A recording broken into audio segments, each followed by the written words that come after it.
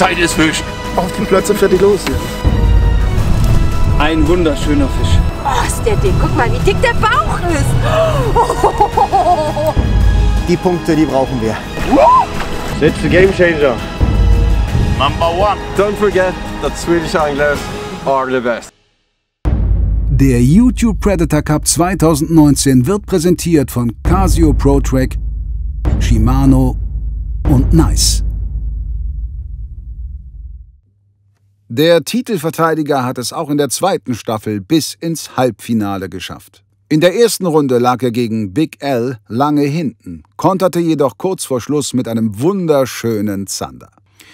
Im Viertelfinale gegen Daniel Andriani fing ebenfalls sein Kontrahent den ersten Fisch. Doch diesen Rückstand konnte er schnell umbiegen und am Ende einen souveränen Sieg einfahren. Herbert Ziereis machte ebenfalls in seinen beiden Partien Erfahrung damit, einem Rückstand hinterherzulaufen, doch sowohl vom Ufer gegen Enrico Di Ventura als auch vom Boot gegen Frédéric Julien fing Herbert fantastische Fische und kam so bis in dieses Halbfinale. Hallo liebe Zuschauer, herzlich willkommen zum ersten Halbfinale. Heute angelt der Titelverteidiger gegen, ja, vielleicht den Geheimfavoriten. Genau. Man weiß es nicht, ihr habt beide schon knackige Partien hinter euch. Das auf alle Fälle. Ja, und heute geht es um viel. Heute ist noch nicht der entscheidende Tag. Wir haben das Format im Halbfinale etwas geändert. Es gibt 2 Partien bzw. 2 Tage. Und am ersten Tag, am heutigen Tag, wird vom Ufer geangelt. Allerdings nicht zusammen am selben Spot, sondern jeder ist auf eigene Faust unterwegs. Ich hoffe, ihr habt euch beide einen Plan gemacht. Wir gehen in die Fischzucht. Da komme ich mit. Da komme ich mit. Heute Abend sehen wir, wer von euch beiden vorne liegt. Morgen geht es dann aufs Boot. Die Regeln sind ja ein bisschen umfangreicher, man kann 7 Fische einbringen, aber alles Weitere zum Regelwerk erklärt euch wie immer gleich unser Charles Rettinghaus. Und jetzt wünsche ich euch beiden erstmal dicke Fische. Wir sind gespannt, was ihr so in die WhatsApp-Gruppe reinpostet. Und ja, haut was raus. Ich habe auf jeden Fall größten Respekt. Du bist der Ufergott, habe ich gesehen. Nein, ich bin gar kein Gott. Das heißt, das wird heute sehr schwer für mich. Viel Erfolg, Habi. Wünsche dir. Danke. Wie Toni bereits angesprochen hat, gibt es ein paar kleine Regeländerungen für dieses Halbfinale. Es wird an 2 Tagen ausgefischt, ein Tag separat vom Ufer und ein Tag gemeinsam vom Boot. Insgesamt können 7 Fische in die Wertung eingebracht werden. Derjenige, der nach Tag 1 zurückliegt, gibt vom Boot so lange die Spots vor, bis es einen Führungswechsel gibt. Die Faktoren der 3 Fischarten liegen wie bisher bei 1, 1,3 und 2. Schauen wir mal, welche Strategien sich die beiden für den Vormittag zurechtgelegt haben.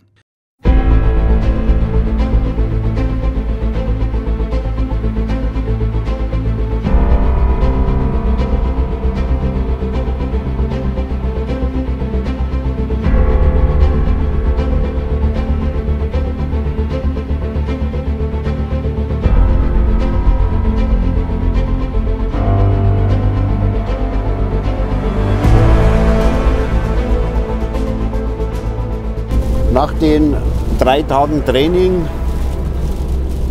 war das Training erstens einmal überhaupt nicht gut, wie wir uns das vorgestellt hatten, genauso wieder wie jetzt, immer Regen, Wind und alles Mögliche. Und wir haben auch wirklich nicht gut gefangen und aus den Erkenntnissen, die wir jetzt haben, versuche ich jetzt ein Hecht zu fischen.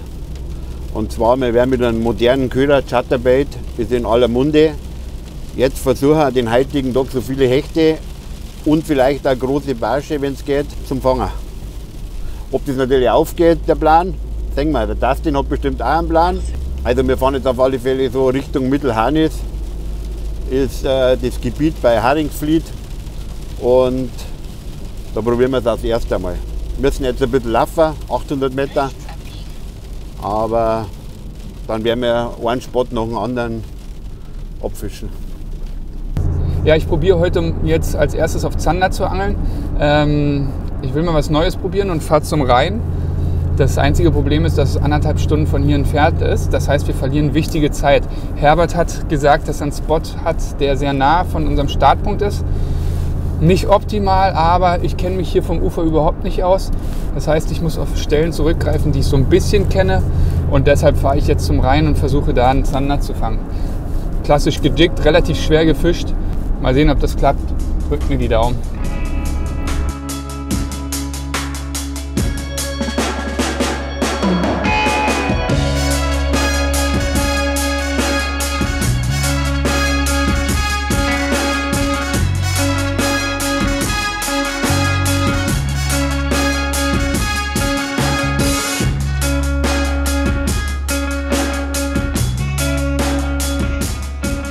Ja, mittlerweile fahren wir schon eine Stunde und es war auch noch Stau. Wir brauchen immer noch eine Weile. Herbert, der alte Ufergott, der angelt wahrscheinlich schon und fängt die dicken Barsche. Naja, das ist sehr, sehr risikoreich, was ich jetzt hier mache. Stellt euch vor, 1,5 Stunden gefahren und dann beißt kein Fisch. Naja, gucken wir mal. Ich hoffe aufs Beste und gebe noch ein bisschen mehr Gas, obwohl sollte man in Holland eher nicht machen, wird teuer. Aber trotzdem. Ich kann es kaum erwarten, ans Wasser zu kommen. Also mein Plan ist, dass ich auf alle Fälle jetzt einmal auf Hecht angel. Und ich glaube, dass ich das den ganzen Tag halt machen werde, weil ich habe bessere Barschplätze diesmal vom Boot aus. Also wenn ich da anschaffen darf. Und darum versuche ich jetzt einmal mit dem Chatterbait einen Hecht zu fangen oder einen großen Barsch. Zander eher weniger.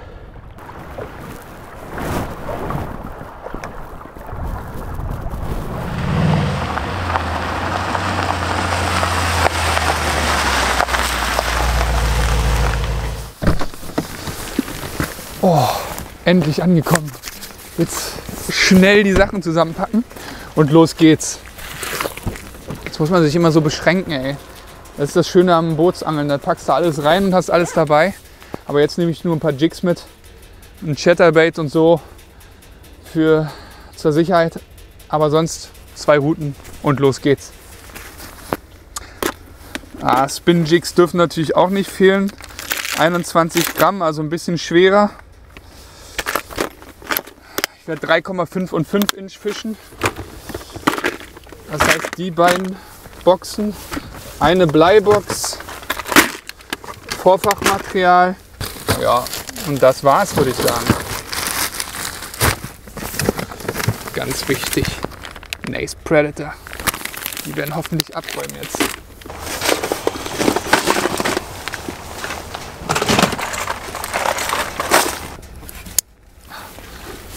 Oh, von wegen beschränken. Doch 10 Boxen geworden. Naja, ihr kennt das sicher alle, oder? Man muss für alles gerüstet sein. Okay, mit den Routen habe ich auch ein bisschen gelogen. Sind doch 3 geworden. Naja, ab geht's.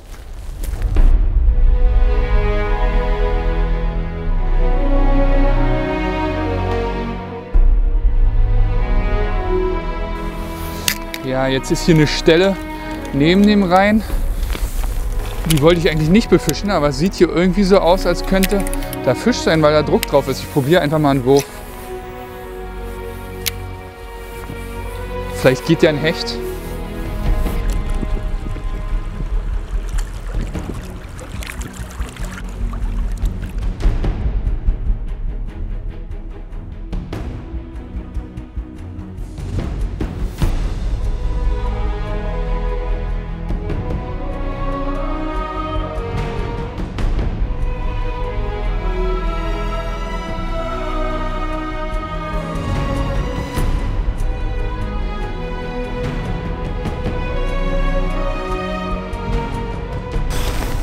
Ich fange jetzt an mit einem Predator hier, einem natürlichen Dekor und fische den ultra schwer, weil ich im Hauptstrom fische.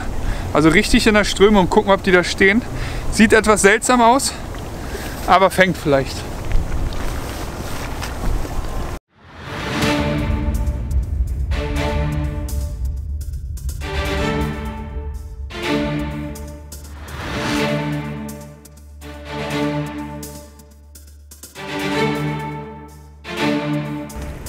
Fisch!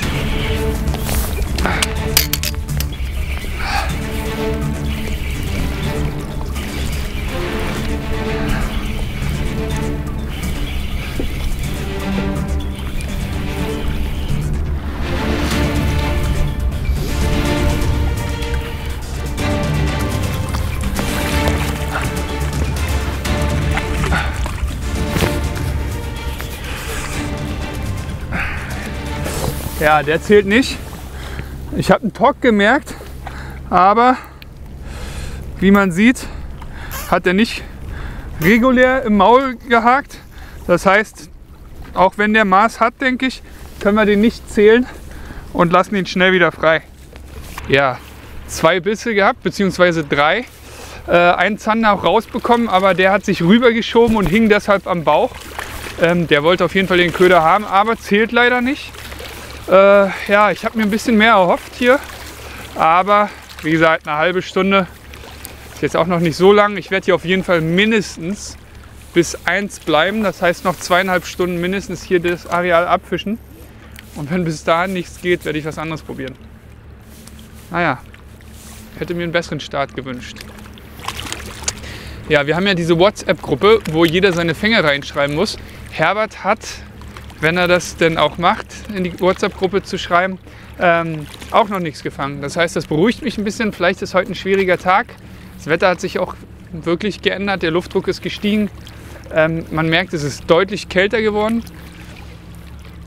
Vielleicht schlägt das den Fischen auf den Magen. Mal gucken. Aber 7 Fische in 2 Tagen sollten machbar sein. Das heißt, man muss konzentriert weiterfischen und versuchen, jeden Fisch, der beißt, zu verwerten. Was eine Weisheit, ne?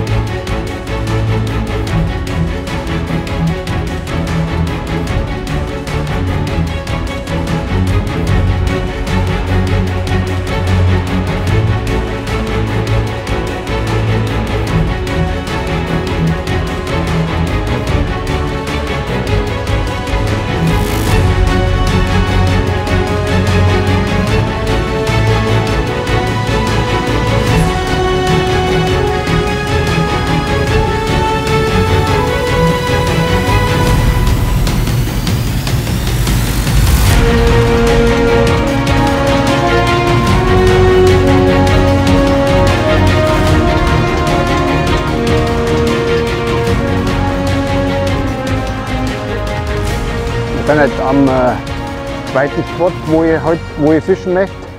Das ist Stadt die Haringvliet, heißt das. Und das ist ein Kanal, der geht von Haringvliet rein. Und im Training haben wir da einen Hecht gefangen. Also vielleicht klappt es ja wieder. Fisch!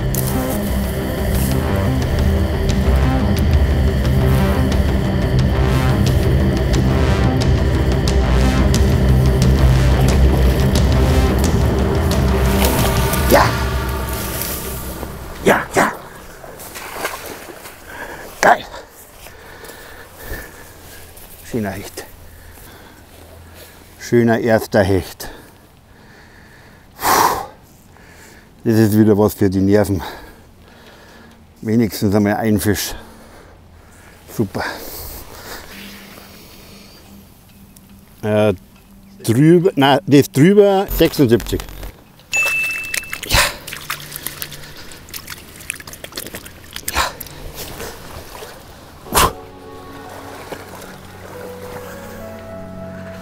Herberts Spotwechsel macht sich sofort bezahlt. An seiner zweiten Angelstelle fängt er den gewünschten Zielfisch und geht mit 76:0 in Führung. Was macht das denn? Ja, man glaubt es kaum, aber 25 Gramm sind fast zu wenig hier. Ist ja nicht so meine Angelei eigentlich, aber es funktioniert, wie man sieht. Ein Biss nach dem nächsten. Ich probiere das jetzt noch ein bisschen und dann gehe ich gleich über zum klassischen. Probiere es jetzt noch mal ein bisschen schwerer. Mal eine andere Farbe. Und dann gucken wir mal weiter. Herbert hat gerade einen 77er Hecht gefangen. Ich muss mich ranhalten.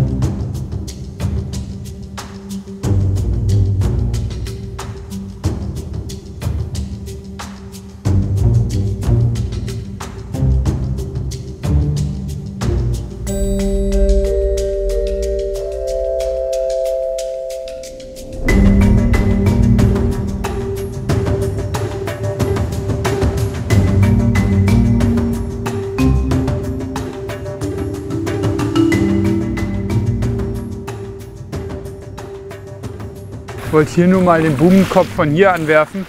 Untypisch eigentlich, aber manchmal stehen da an den Steinen Barsche oder Hechte und auch Zander natürlich. Und bevor ich darauf gehe, wollte ich von hier noch mal probieren, einen oder anderen Fisch zu fangen. Hat auch super geklappt, wie mein anderer Plan. Naja, irgendwann muss ein Plan aufgehen.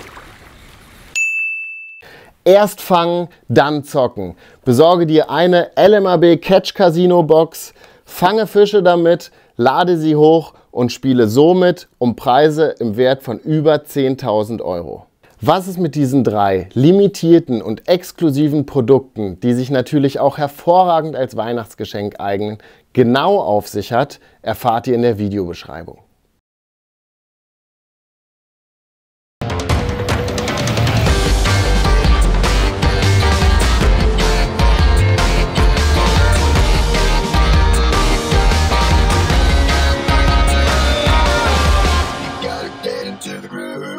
Du guckst gerne YouTube Predator Cup und möchtest uns bei unseren Videoprojekten unterstützen?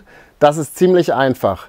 Jeder Einkauf im Hecht- und Barsch.de Online-Shop, aber auch jeder gekaufte Leck mich am Barsch-Artikel bei dir im örtlichen Angelladen, egal ob Drunkbait, Köfi oder Finessefilet, ist sehr wertvoller Support für uns. Vielen lieben Dank für deine Unterstützung und jetzt viel Spaß beim weiteren Verlauf der Sendung.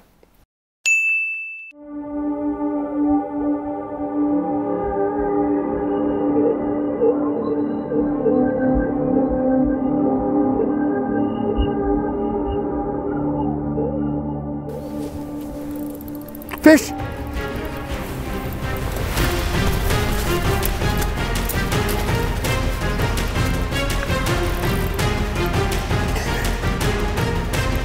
Oh!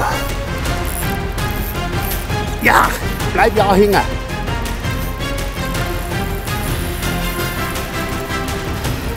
Maria, Maria! Boah! Big, big, big Mama!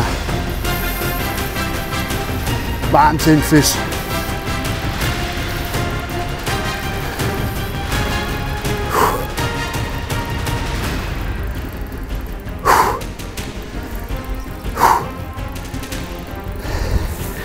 Im Wettkampf ein Wahnsinn.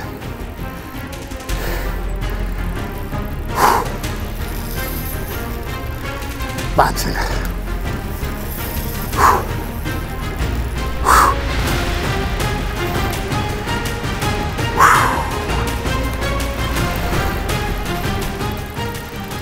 Mich am Arsch. Also wenn der im Maul hängt, dann ist das ein Riesenfisch. Wenn er kackelt ist, dann ist klar, aber also wenn der im Maul hängt, dann... Ja, er hängt im Maul.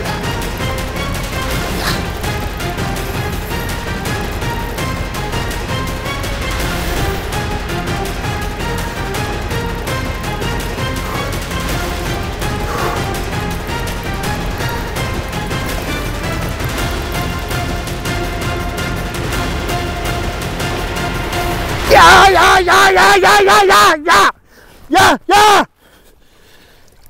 Back, back, back. Geil, geil, geil.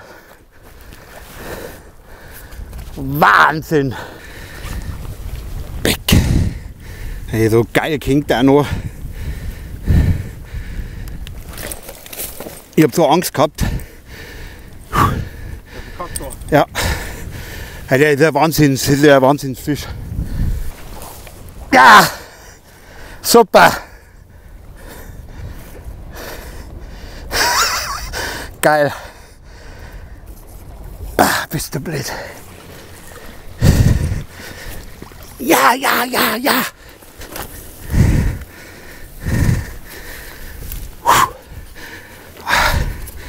Jetzt pass auf. Schau mal. 1,11. Über 1,10. Gut.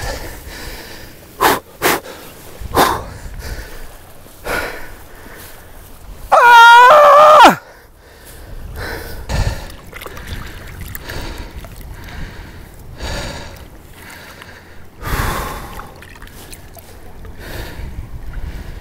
Big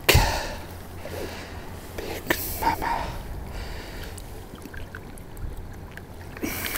1,11.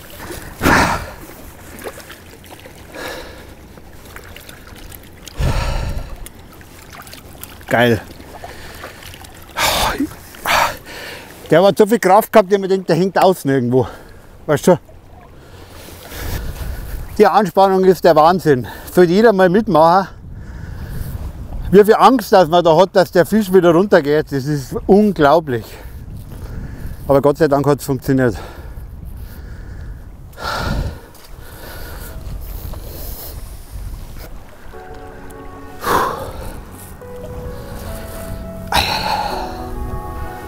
Ein Meter und 11 Zentimeter. Herbert verewigt sich nach dem YPC-Barschrekord von 49 Zentimetern im Viertelfinale nun auch mit dem größten YPC-Hecht in der besten Liste. Nur der Zander-Rekord wird noch von jemand anderes gehalten, einem gewissen Dustin Schöne, der natürlich auch umgehend über Herberts kapitalen Fang informiert wird. Nicht schlecht, Herbie. Nicht schlecht.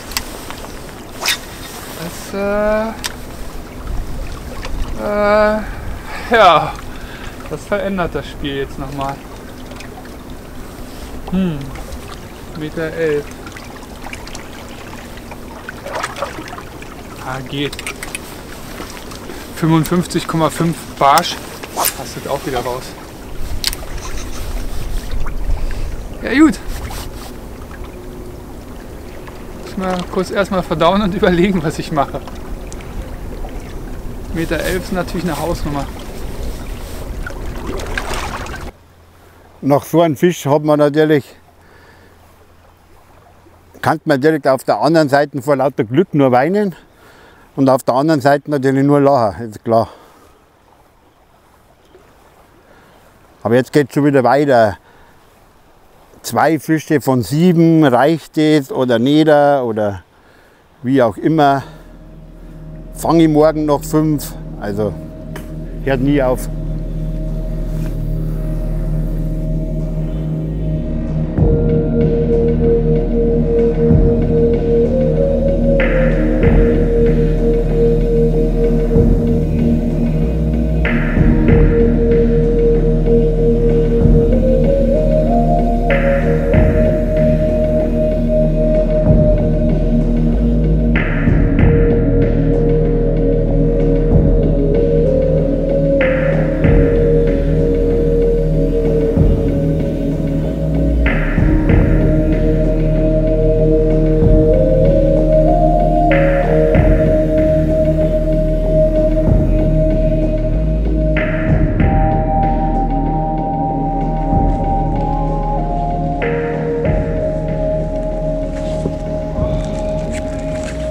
Ja, ich habe heute ein bisschen Pech, gerade wieder einen Biss gehabt. Man sieht auch deutlich, die Bissspuren waren Zander.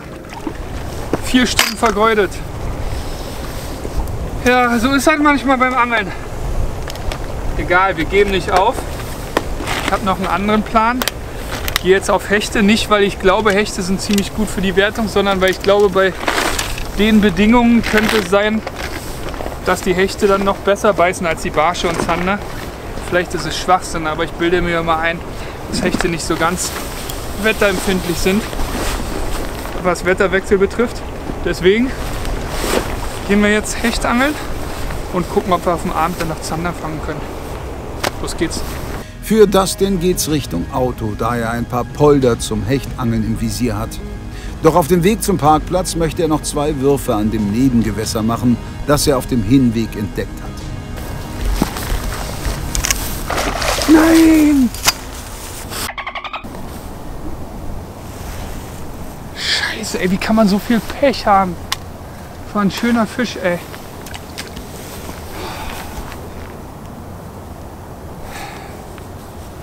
Auf dem Weg zurück zum Auto habe ich hier noch mal so einen kleinen Graben gesehen und habe gedacht, ey, hier sieht es sehr stark nach Räubern aus. Habe hier noch ein paar Würfel gemacht. Auch einen schönen Fisch raufbekommen. Aber nicht rausbekommen.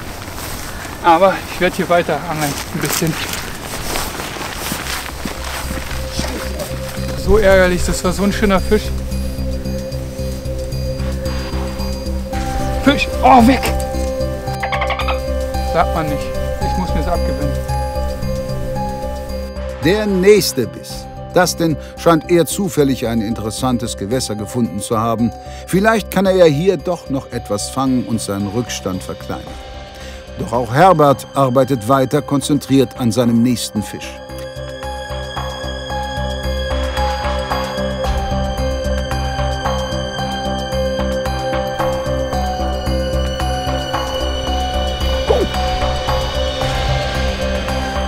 Ja.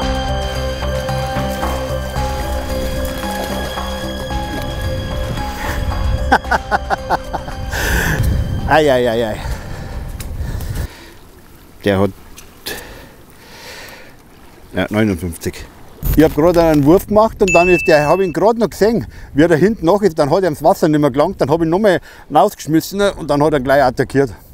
Dann war natürlich zum Cashen keine Zeit mehr. Ein 59er Hecht steigt direkt vor Herberts Füßen ein. Weitere wertvolle Punkte für den Bayer. Neuer Spielstand 246:0. Das ist natürlich nicht schlecht, weil mit meinen Fisch baue ich natürlich beim Dustin einen richtigen Druck auf. Ist nicht schlecht. Okay, Platzwechsel. Herbert schildert kurz seine Sicht der Dinge. Dann wird weiter der Matchplan verfolgt. Wenn Herberts nächste Stelle so liefert wie die letzte, kann einem um Dustin fast Angst und Bange werden. Der Berliner hatte zwar schon reichlich Fischkontakt, doch noch ist sein Scoreboard leer. Immerhin sind heute noch über 3 Stunden Zeit, um Fische in die Wertung zu bringen.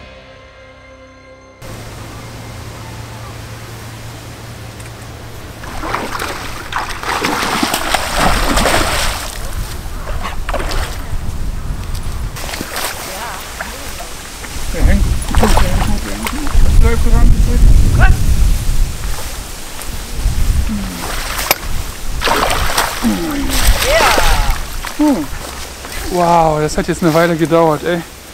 Puh, meine Hand hat sich immer noch nicht erholt. Sehr gut, ich glaube, da sieht man, hat sich eingedreht, aber ganz sauber gehakt vorne. So, da haben wir den guten. Hier ganz knapp gehakt. Ein Predator als Trailer und einen schönen Chatterbait. Da sieht man den Fisch. Der hat über 70. Measureboard haben wir nass gemacht. Gucken wir mal. 78. Für so einen kleinen Gram. Ganz geil. Aber Herbert liegt natürlich vorne ohne Ende mit seinem 1,11er. Trotzdem, der darf schnell zurück. Und dann gucken wir, ob wir noch einen fangen. Und zurück mit dem Guten. Ganz schnell uns beeilt hier. Und schöner Gramhecht. Cool, so kann es weitergehen. Na also, dieser Hecht bringt Dustin die ersten 78 Punkte. Dieser Fisch am unbekannten Gewässer kann für ihn noch sehr wichtig werden. Ich habe jetzt gerade erfahren aus unserer WhatsApp-Gruppe, Dustin hat nachgelegt. Er hat einen 78er Hecht gefangen. Das wird für ihn natürlich schießen, da kriegt er wieder Selbstvertrauen. Ich glaube einmal, dass er gleich noch anfängt, weil wenn er am Spot dort ist und die Hecht fangen an zum Beißen. Dustin auf alle Fälle mal Petri Heil. Auch wenn wir uns jetzt nicht sehen. Aber schauen wir mal, wie es ausgeht. Erst fangen, dann zocken. Besorge dir eine LMAB Catch Casino Box, fange Fische damit, lade sie hoch und spiele somit um Preise im Wert von über 10.000 Euro. Was es mit diesen 3 limitierten und exklusiven Produkten, die sich natürlich auch hervorragend als Weihnachtsgeschenk eignen, genau auf sich hat, erfahrt ihr in der Videobeschreibung.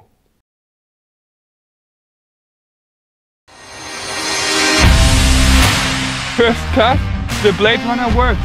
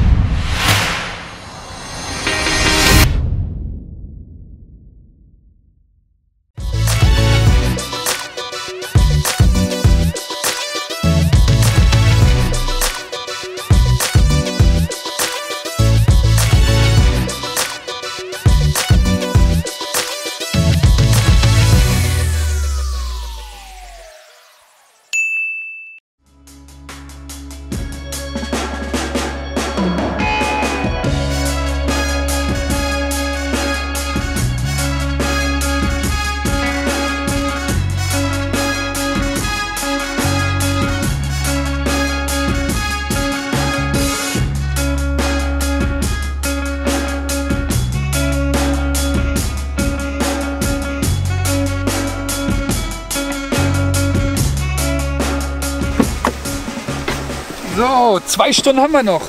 Und den Spot, den werden viele von euch wiedererkennen. Also zumindest die, die letztes Jahr den YouTube Predator Cup verfolgt haben.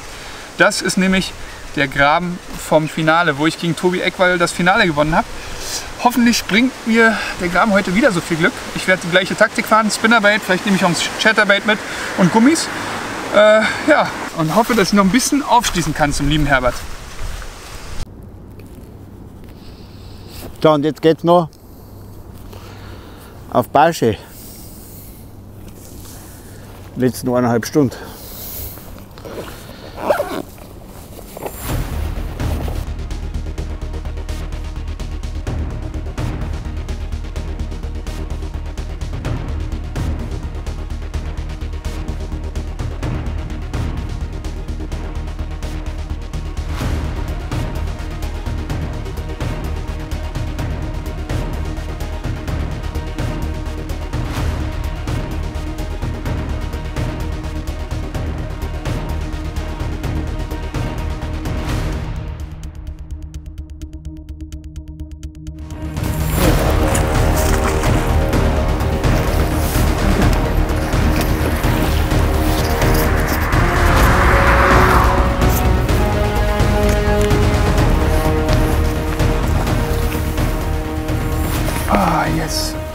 Wow. Puh. Einmal daneben geschnappt. Jetzt habe ich ihn. Kein großer, aber ein Fisch, Wertungsfisch. Oh, meine Hand. Ja, erstmal Measureboard nass machen. Wichtig. Den Fisch nicht verangeln. So. Ein geiler Biss war's. Kein ganz kleiner, aber auch kein großer. 70. Ja? So. Kein Riesen, 70er, aber hier für den Polder doch geil. 5 Minuten geangelt. So darf es weitergehen. Ich setze ihn zurück, ja? Yes, das war wichtig. Petri, halt, Dustin, du kommst mir näher. Angekommen am Polder holt Dustin seinen zweiten Hecht des Tages ans Ufer. Er verkürzt auf 246 zu 148. Das sollte zumindest dazu reichen, Herberts Nervositätslevel wieder merklich anzuheben. Ja, ein alter Bekannter, Stanley Spinnerbait, hat auch diesmal wieder Erfolg gebracht. Geiler Köder, kann ich nur empfehlen. Ja, auch wenn so ein Spinnerbait natürlich schon an sich extrem auffällig ist, werde ich jetzt mal den Trailer wechseln, weil das Wasser hier sehr, sehr trüb ist und ich einfach überlege, einen helleren Goldglitter, der so ein bisschen glänzt, dran zu machen. Ja, das hat beim letzten Mal funktioniert. Ich hoffe, das funktioniert dieses Mal auch. Also den braunen Gummifisch runter und einen goldenen rauf. Mal sehen. Einen Fisch haben wir ja schon, aber es wäre natürlich geil, noch den einen oder anderen zusätzlich zu bekommen. So, einen Angsthaken braucht man auch, ganz wichtig. Vor allem im Wettkampf, wo es um jeden Fisch geht. Dann schiebt man hier einfach so einen Gummi über der Öse, den schiebt man einfach über den Haupthaken. So, und verlängert somit seine Anbestelle. Funktioniert sehr gut. Sollte jetzt hoffentlich auch funktionieren.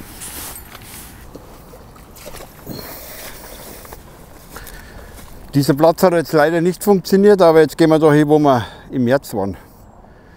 Vielleicht gibt es da was, aber es ist einfach zu schön, es ist da kein Wind nicht und das Wasser ist total klar. Also es todelt ein bisschen da. Also gehen wir woanders hin.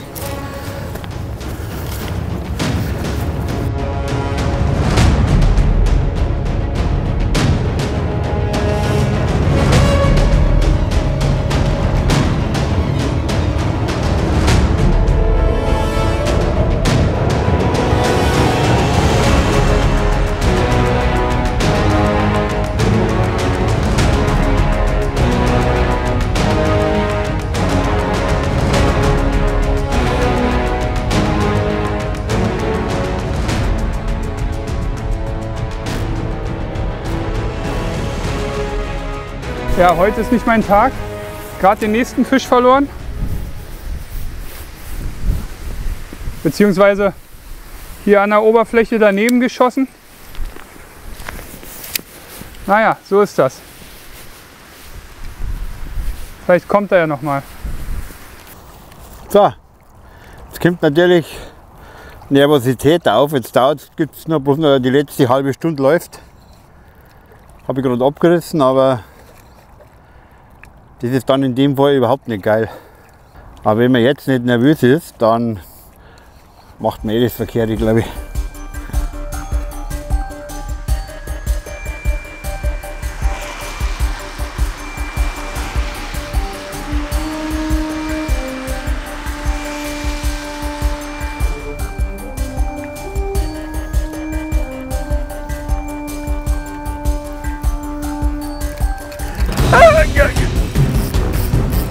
Ah, dieser Hecht.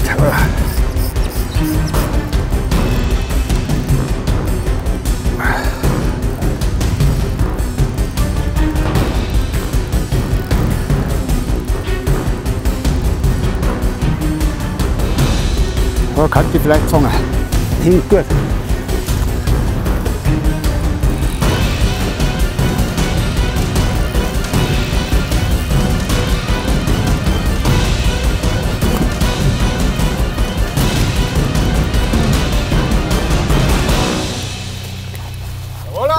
Bup, bup.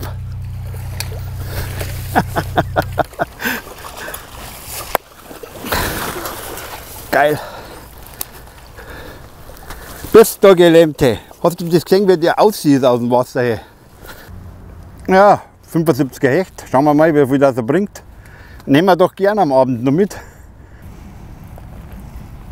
So, also jetzt. Was? 74. So. 40.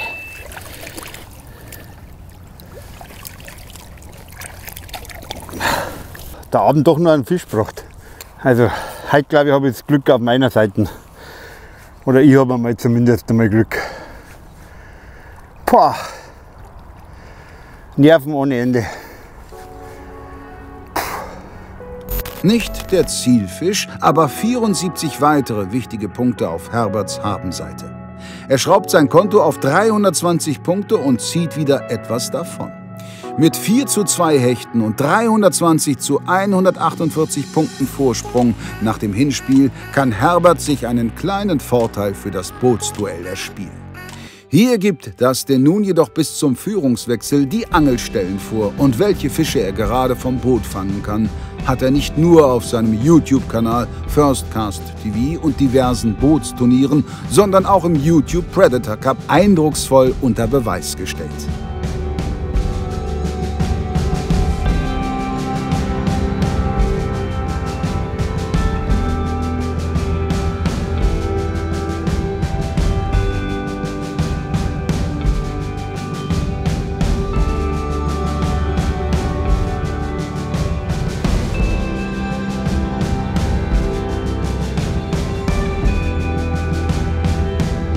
So, das ist jetzt mein letzter Wurf für den ersten Tag. Aber ich muss sagen, ich bin total happy und total zufrieden und nach dem Training über die Erwartungen auf alle Fälle. Und so, jetzt mache ich den letzten Wurf. Ich hoffe nur auf den Barsch, aber ja, den fangen wir halt am Morgen.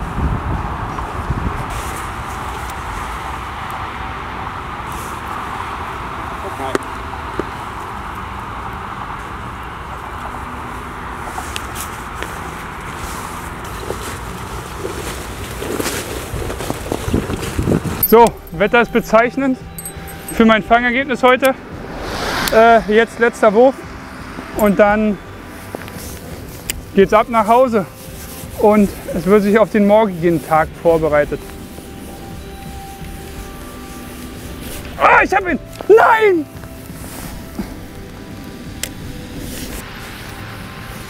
Ja, die Aktion war, glaube ich, gerade bezeichnend für meinen heutigen Nachmittag. Viele Fehlbisse, viele Fische verloren. Ja, wir packen jetzt ein oder ich packe jetzt ein und dann bereite ich mich auf morgen vor. Kann nur besser werden. Schade, das war ein schöner Fisch nochmal am Ende. Der wäre wichtig gewesen. Naja. Habe auch schon Glück gehabt in dem Turnier, deswegen Pech gehört auch mal dazu. Ob der Titelverteidiger das Duell noch zu seinen Gunsten entscheiden kann oder ob Herbert ins Finale einzieht, seht ihr dann am kommenden Sonntag. Lasst uns doch per Kommentar einen Tipp da, wer nächste Woche das Rennen macht. Dustin oder Herbert? Wir freuen uns über Likes und neue Abonnenten und wünschen euch allen viel Petri.